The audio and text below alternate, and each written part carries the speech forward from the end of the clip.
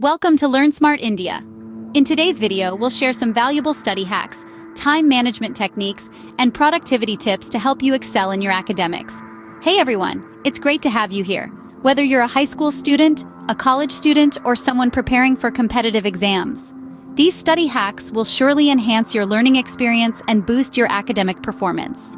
Let's start with time management techniques. One of the most effective strategies is the Pomodoro technique.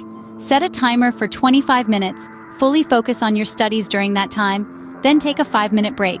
Repeat this cycle and reward yourself with a longer break after every 4 sessions. Next, organize your study space. A clutter-free and well-lit environment can greatly enhance your focus and concentration. Keep only essential study materials on your desk and eliminate distractions such as your phone or social media. Now let's talk about active learning methods. Instead of passively reading your textbooks, try active recall by quizzing yourself or teaching the material to someone else. Engaging in discussions, making flashcards, or creating mind maps are also effective ways to reinforce your learning.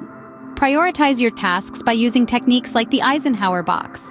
Divide your tasks into 4 categories: urgent and important, important but not urgent, urgent but not important, and neither urgent nor important.